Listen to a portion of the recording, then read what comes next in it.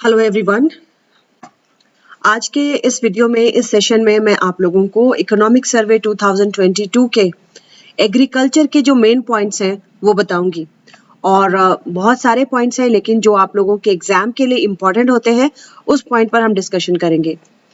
सबसे पहले let me introduce myself. I am doctor Shipra Shrivastava, student. I am UGC NET qualified and PhD, and my special paper is econometrics and mathematical economics, and this is my mobile number 8439066995। Student, मैंने अपना mobile number change किया है, तो you can message me on this number. And this is my app Shipranomics. इस पर आपको different courses available हैं। UGC NET का कोर्स अवेलेबल है, ASO का कोर्स अवेलेबल है स्टूडेंट, और इसके साथ ही साथ अभी जितने भी अपकमिंग एग्जामिनेशंस हैं उन सभी के कोर्स अवेलेबल है। तो must download my app Shipranomics. Student, सबसे पहले हम बात करते हैं एग्रीकल्चर अलाइड सेक्टर के वृद्धि दर की, ग्रोथ रेट की। ग्रोथ रेट को देखो 3.6% रहा है 2020-21 में। तो जो मैंने हाईलाइट किए हैं 2000 इंपॉर्टेंट पॉइंट्स। वृद्धि दर 2020-21 में 3.6% रही है, और इसका कारण बताया गया है। एग्जाम में सिर्फ आपसे वृद्धि दर नहीं पूछा जाता, कभी कभी ये भी पूछा जाता है कि इसका कारण क्या है। तो देखो, कारण को भी इसमें दिया गया है। कारण में सबसे पहले तो अच्छा मॉनसून बहुत ही बढ़िया रहा, गुड मॉनसून, और ऋण की उपलब्धता भी इसका एक कारण रहा है। और इसके साथ ही साथ क्रेडिट फैसिलिटी, इम्प्रूव्ड इन्वेस्टमेंट, निवेश की सुविधा, प्रोमोट इंफ्रास्ट्रक्चर, अवसंरचना में वृद्धि। ठीक है, तो ये सारे इंपॉर्टेंट इसके पॉइंट्स हम गिना सकते हैं। सबसे पहला पॉइंट तो इसमें दिया गया है गुड मॉनसून। मॉनसून बहुत ही अच्छा रहा, और इसके साथ ही ऋण की उपलब्धता, ये दूसरा पॉइंट है। आपसे पूछा जा सकता है एग्जामिनेशन में कि व्हाट वर द रीजन। तो ऋण की उपलब्धता दूसरा रीजन हमारा इसके लिए रहा। और तीसरा, इम्प्रूव्ड इन्वेस्टमेंट, कृषि में निवेश भी काफी बढ़ा, और इसके साथ ही साथ अवसंरचना का विकास हुआ। तो ये 4 मेन पॉइंट बताए गए हैं। और इसके साथ ही साथ आत्मनिर्भर भारत योजना, जो कोविड से लड़ने के लिए आत्मनिर्भर भारत योजना सरकार के द्वारा शुरू की गई थी, उसका भी एक अच्छा प्रभाव एग्रीकल्चर पर देखा गया है। आत्मनिर्भर भारत, तो ये 5 पॉइंट आपके बनते हैं कृषि के वृद्धि दर पर प्रभाव डालने के लिए। और वृद्धि दर जो 2020-21 में 3.6% रही है। वृद्धि दर का ये चार्ट दिया गया है स्टूडेंट। इसमें आपको 2 पॉइंट याद रखना है। पहला पॉइंट याद रखना है 2020-21 का, और दूसरा 21-22 का। एग्जाम में इस तरीके से पूछा जाता है कि 2020-21 की वृद्धि दर से 21-22 की वृद्धि दर में कितना अंतर है। तो देखो 3.6 से 3.9।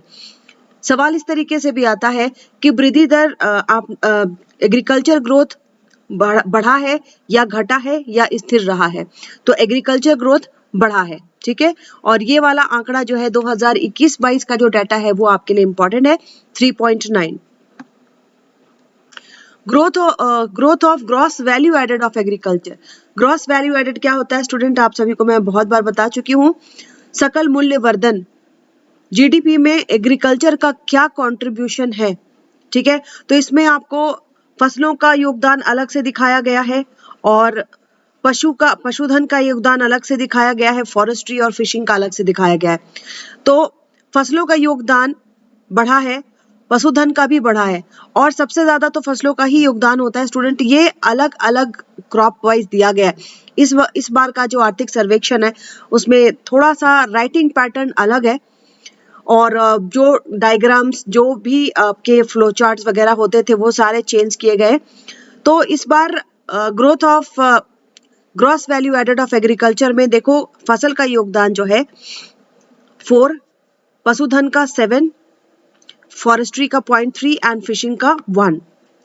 Percentage share of gross value added of agriculture, पूरी कृषि का क्या योगदान है। कृषि का योगदान अगर हम बात करें तो ये 2 आंकड़े आपको याद रखने हैं, 2019-20 का और 2020-21 का। Percentage share of gross value added of agriculture मतलब GDP में हमारी कृषि का योगदान जो है वो बढ़ा है, ठीक है। देखो 18.4% से बढ़ करके 20.2% हो गया। और बीच में जो करंट अफेयर्स भी आ रहे थे उसमें भी मैंने बताया कि केवल एग्रीकल्चर ही एक ऐसा सेक्टर है जो कोविड-19 के दौरान भी जिसमें धनात्मक वृद्धि दर देखी गई।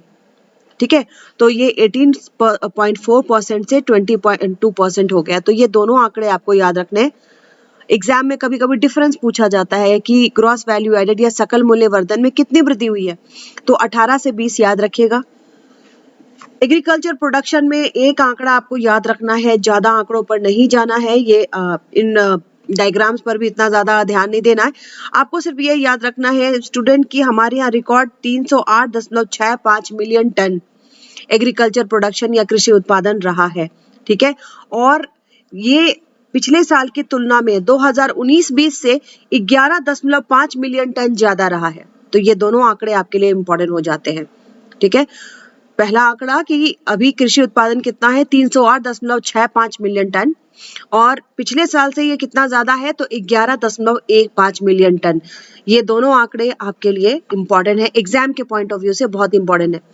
एमएसपी न्यूनतम समर्थन मूल्य की हम बात करें तो एमएसपी जो है खरीफ क्रॉप 2021-22 एमएसपी में जो है वृद्धि की गई। सबसे ज्यादा highest absolute increase in MSP, सबसे ज्यादा एमएसपी या न्यूनतम समर्थन मूल्य किसका बढ़ा, सीजम 452 पर क्विंटल, और उसके बाद तुअर दाल और उड़द दाल। ठीक है स्टूडेंट, आपको ये भी पता होगा 2021 के अगर हम अगस्त की बात करें तो मैंने करंट अफेयर में बताया था कि सरकार के द्वारा दालों की एमएसपी को बढ़ाया गया था।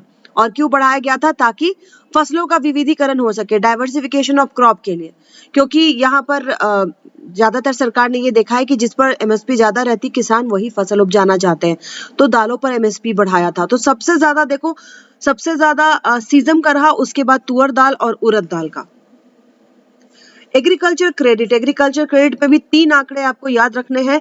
पहला आंकड़ा याद रखना है कि क्रेडिट फ्लो कितना रहा 2020-21 का। 2020-21 में 15,75,398, टारगेट कितना था 15 लाख, मतलब टारगेट से ज्यादा एग्रीकल्चर क्रेडिट या कृषि ऋण दिया गया। और इसके पिछले आंकड़ों में मैंने बता दिया है स्टूडेंट की कृषि ऋण का जो वितरण है इस बार वो भारत का मैप इस बार नहीं लगाया गया इकोनॉमिक सर्वे में, लेकिन लगातार 2-3 बार से मैं उस मैप को प्रोजेक्ट कर रही थी कि एग्रीकल्चर क्रेडिट की हम बात करते हैं, कृषि ऋण की बात करते हैं तो बहुत ही असमान वितरण है। असमान वितरण मतलब देखो नॉर्थ ईस्ट के इलाके हो गए, जम्मू कश्मीर का एरिया हो गया, इन सब तरफ में कृषि ऋण का वितरण जो है कम है। तो इस बार टारगेट 15 लाख का था, लेकिन 15 लाख से ज्यादा 15,75,398 करोड़ का वितरण किया गया।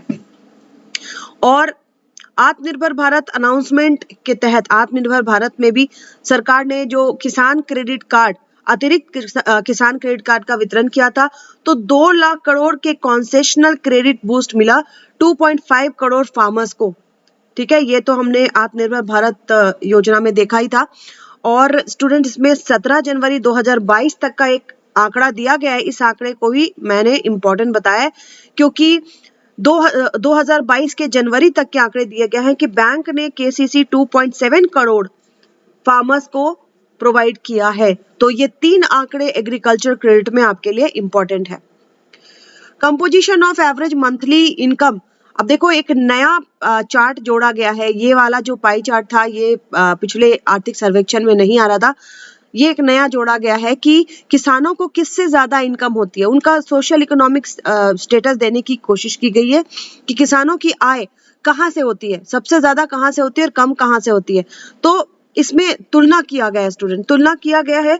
पहले तो 2014 का दिखाया गया है कि सबसे ज्यादा उनको नेट रिसीट फ्रॉम कल्टीवेशन, उनको जो फसल है फसलों से या फिर खेती से उनको ज्यादा आय होती थी 48%। इसकी तुलना अभी की जा रही है 2021 से, तो देखो ये ट्रेंड घटा है।